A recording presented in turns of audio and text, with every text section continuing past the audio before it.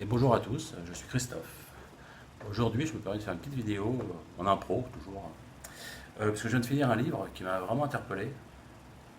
Je me suis intéressé au travail de Dolores Cannon, cette célèbre hypnothérapeute régressive, qui a travaillé pendant 40 ans, patati patata. Tout le monde la connaît plus ou moins, mais ses travaux exacts, je ne connaissais pas du tout. Donc j'ai acheté 3 bouquins traduits en français. J'en ai lu un, ça y est, je viens de le finir. C'est les jardiniers de la Terre. La Lavette, 400 pages. Il m'a fallu 8 jours pour le lire. Je crois que je ne lis pas rapide, parce que j'ai que ça à faire, hein, là où je suis. Je nage et puis je bouquine. Et ce livre, donc, c'est quoi? C'est l'histoire d'une régression d'un certain Philippe. Et cette régression, enfin, c'est une suite de régressions, ça a duré plusieurs années. Et le travail de Dolores, au début, a été de donc, le mettre en état d'hypnose. Hein, c'est des hypnoses qui peuvent durer entre 2 et 6 heures. D'ailleurs, ça me plairait d'essayer une fois ça avec quelqu'un pro dans l'hypnose, à sa façon. Et donc, elle rentre en contact avec le soi de Phil. Et ce qui s'est passé, c'est que très rapidement, il y a des entités autres qui se sont mêlées à la conversation. Et après, c'est avec ces entités mêmes qu'elle discutait pendant des années, quoi. Et ces entités, c'est des êtres énergétiques, hein, extrêmement évolués. Et ils étaient, dans ce cas, une douzaine. Et ils donnaient l'information ou pas, selon ce qui était possible de recevoir pour elle et tout ça. Et pour pas non plus traumatiser Phil, qui est, donc, à première vue, même à seconde vue, un abducté. Hein. Ce qui était intéressant de comprendre dans ce bouquin et dans l'évolution de son témoignage, des récits, des rapports de ces séances, c'était l'origine de l'âme de Phil, et pourquoi il était là, et pourquoi il avait certains problèmes, pourquoi il avait une nostalgie particulière, un manque de quelque chose. Enfin bref, je me suis extrêmement retrouvé dans le caractère de ce personnage, dans ce qu'il est, d'où il provient, beaucoup de choses qui ont été similaires au niveau des sentiments et tout ça. Et je ne connaissais pas du tout l'idée que se faisait Dolores de, on va dire, des E.T. Bon, je savais qu'elle les voyait en bien, quoi, voilà. Mais ces êtres expliquent clairement la situation, hein, par rapport aux E.T., par rapport à l'humanité, par rapport à sa création, enfin la création de l'humanité. Ils se font appeler les jardiniers de la Terre parce qu'en l'occurrence, ces êtres ensemencent les planètes, de là ensuite à créer la vie, et ensuite ils déposaient des êtres. C'était le cas pour nous, d'après ce qu'eux disent. Mais ça tient vraiment à la route. Hein. Et donc dans ces cas-là, il faut se fier à quoi? À son intuition, à son ressenti. Et personnellement, j'ai énormément envie d'adhérer à cette façon de voir les choses, quoi. Et l'histoire de Phil, en fin de compte,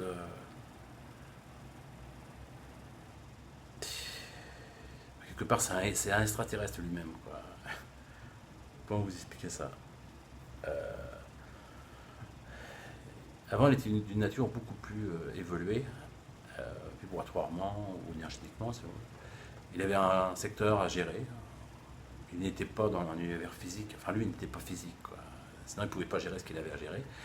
Et puis un jour, il a fait un mauvais choix. Il a bravé une des règles qu'on ne doit pas braver quand on fait ce genre de job avec les énergies. Et du coup, il a été pas puni, mais envoyé dans différents mondes, s'incarner pour comprendre son erreur et réévoluer. Et ne plus avoir accès, par contre, à l'énergie. Et l'énergie qu'il avait d'ailleurs donnée à une planète pour les aider à évoluer. Mais c'était une grave erreur. Ça les a plutôt desservis. Parce que ces êtres sont servis de cette énergie, mais pour des choses négatives. C'est comme aujourd'hui, si ces êtres nous donnaient des technologies pour nous sortir de notre marasme énergétique, il est clair et certain que les militaires mettraient la main dessus et en feraient comme dit Petit, des bombes, quoi, des armes. Et voilà, c'est dramatique, quoi. Donc dans ce bouquin, on comprend bien un peu l'évolution des sociétés, ou d'ailleurs de l'humanité, vous voyez. et on va vers un niveau de conscience différent, quoi. On évolue, quoi. Tout le nom de ma chaîne, de toute façon, la première vidéo que j'ai mise, je l'ai appelée Évolution, je ne sais pas pourquoi, ça m'a parlé aussitôt, c'était le nom, quoi. Et voilà, et eux, ils mettent leur petit grain de sel. Mais c'est pas un grain de sel physique où ils vont atterrir devant la Maison Blanche, c'est un grain de sel où ils agissent sur notre subconscient et notre conscient, ce qu'on appelle la petite voix, quoi. Des informations télépathiques pour nous guider à grandir spirituellement, énergétiquement.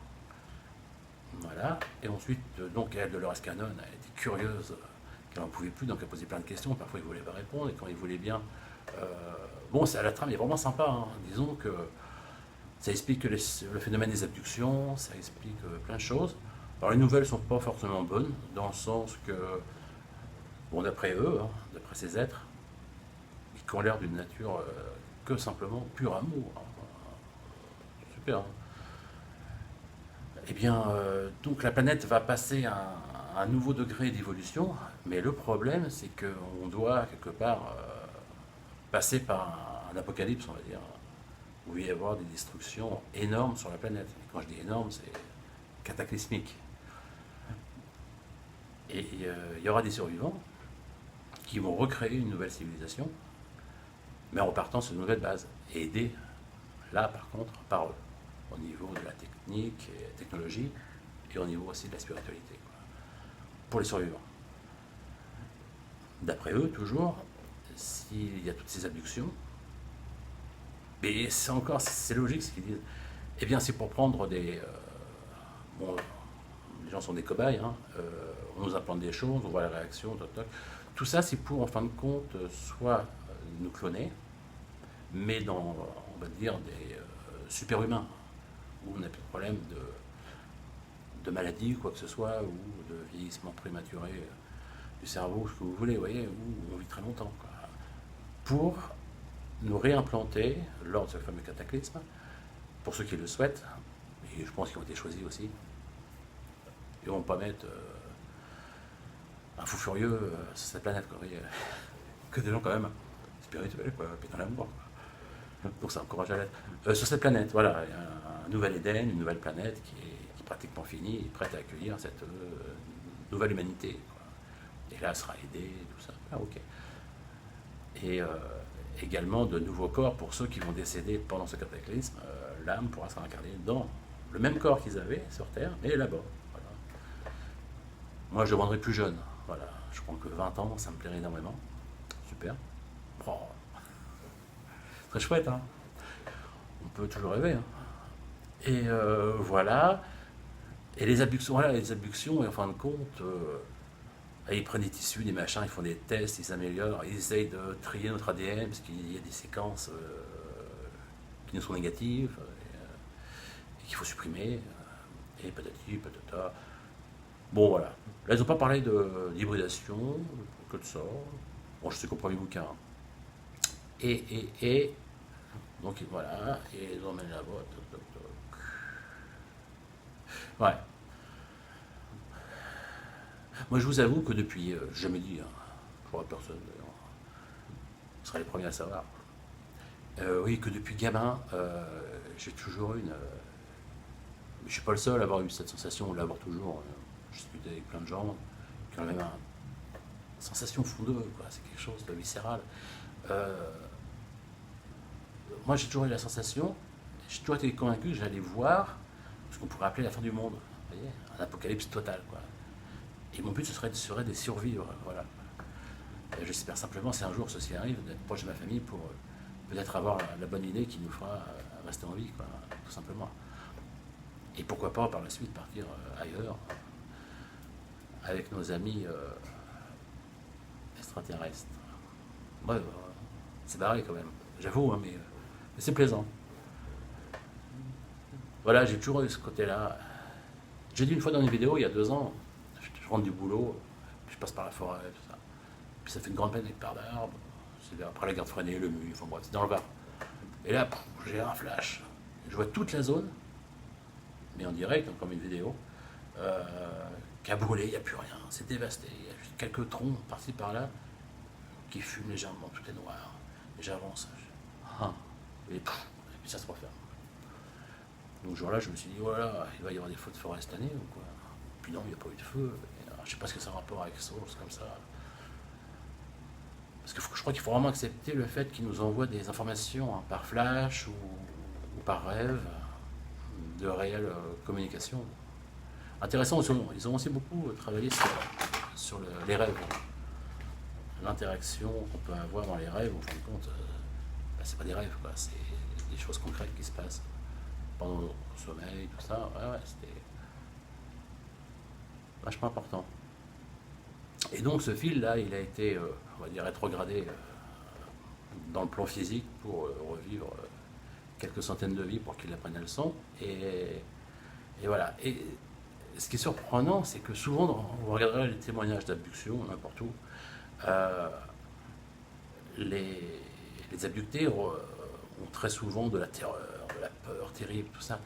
Mais on dirait, mais ce qui est drôle, c'est que c'est paradoxal, c'est que quand il se rappelle d'une connexion avec les gris, par exemple, ou autre, il y a une connexion d'amour qui se passe, comme s'ils se connaissaient, avec de l'empathie. Donc c'est carrément l'opposé de ce que les gens vont témoigner, comme quoi ils m'ont fait extrêmement mal, tout ça. Il y a une connexion d'amour, c'est clair. Eux ils disent que oui, tout à fait, ils sont dans l'amour, ils sont là pour nous, quoi. Ils sont là pour nous protéger, pour nous aider, ils l'ont toujours été. Et à la limite, ils vont nous dire que c'est eux qui nous ont créés à la base. Donc,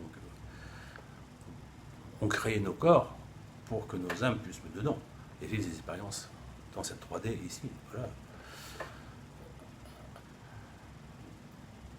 Moi, c'est vrai que la seule chose négative que j'ai pu ressentir avec eux a été quand ils m'ont pénétré là, cette souffrance. Et à première vue, en tout cas pour Phil, ça me parle aussi ce truc.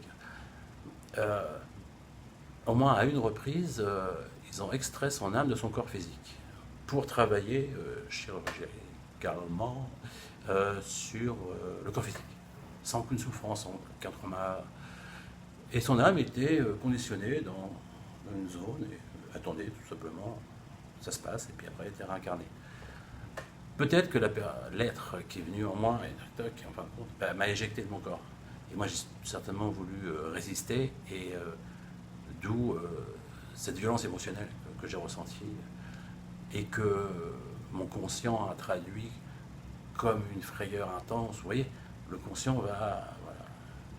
Et après, le subconscient, il vient, lui, protéger le conscient, et il va prendre tous ses souvenirs et les mettre de côté, surtout par accès. C'est drôle, c'est comment on a accès à l'information au fur et à mesure. Il y a un temps pour tout. Quand ça doit venir, ça vient. Ouais. Parce que mon subconscient m'a délivré l'information parce que j'ai compris ce qui se passait grâce à Stéphane Alix. Mais sinon, peut-être que j'aurais eu l'information pendant 10 ans. J'étais pas prêt. Ouais, c'est sympa.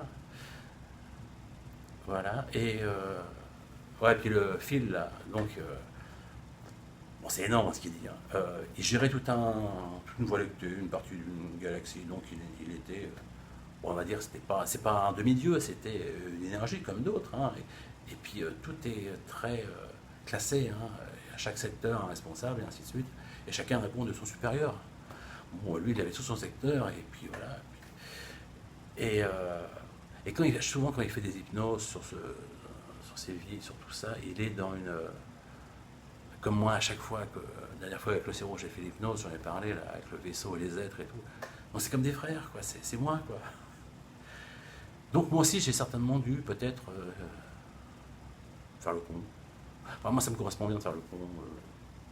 Mais c'est possible. Et j'ai fait un soin avec une amie géobiologue il y a quelques temps. Et elle est extrêmement calée, hyper connectée. Et, elle, comme moi, elle arrive à rentrer, se connecter à notre âme et dans ses mémoires et avoir l'information, si elle est autorisée à l'avoir, c'est toujours pareil.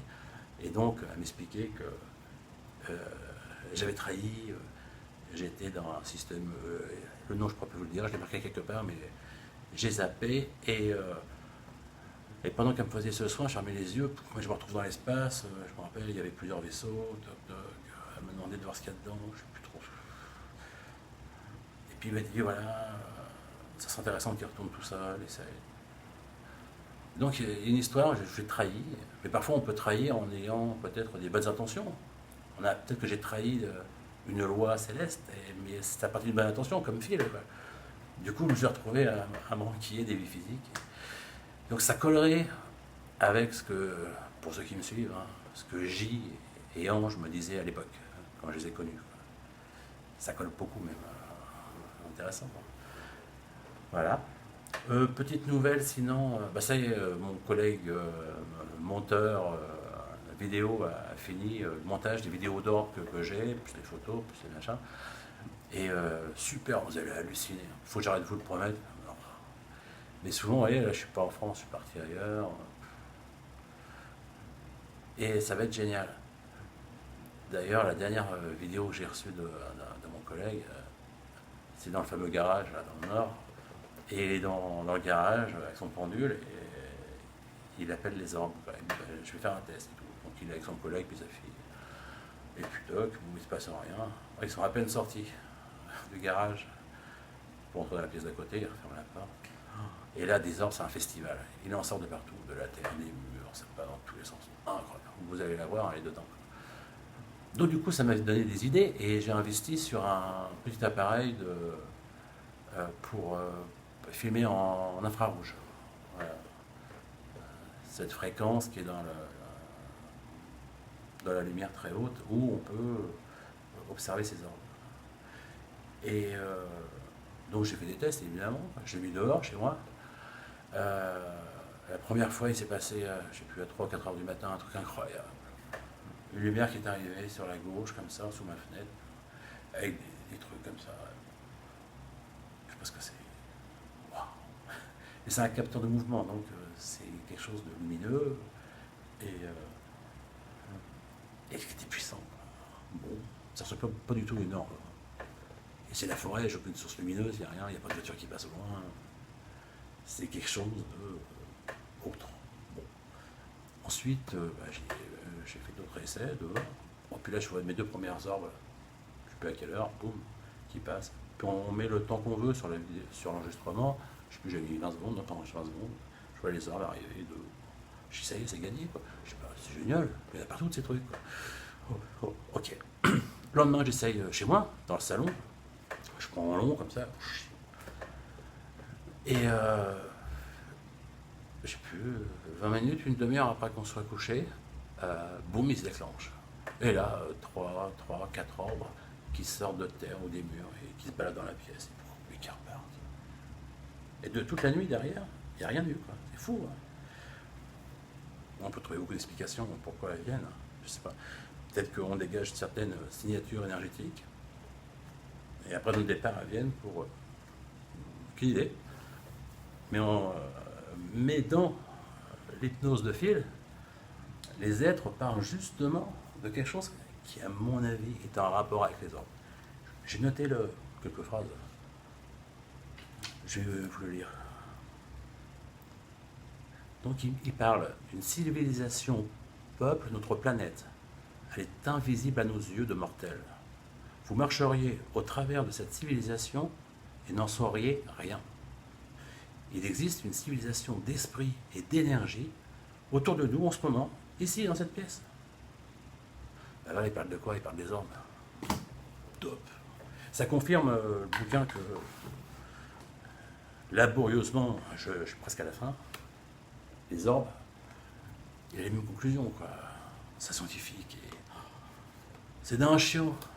Mais j'apprends des choses. Alors, j'y vais, mais j'ai lu les 2 tiers et demi, ou les 3 quarts. Pénible. Et puis voilà. Je veux certainement dire d'autres choses comme à chaque fois, mais comme c'est une impro, ça y est, mon petit cerveau a tout dit. Voilà, les petits loups, c'est tout, hein. Je vous fais de gros bisous et je vous dis que je vous aime. Au revoir. Ciao.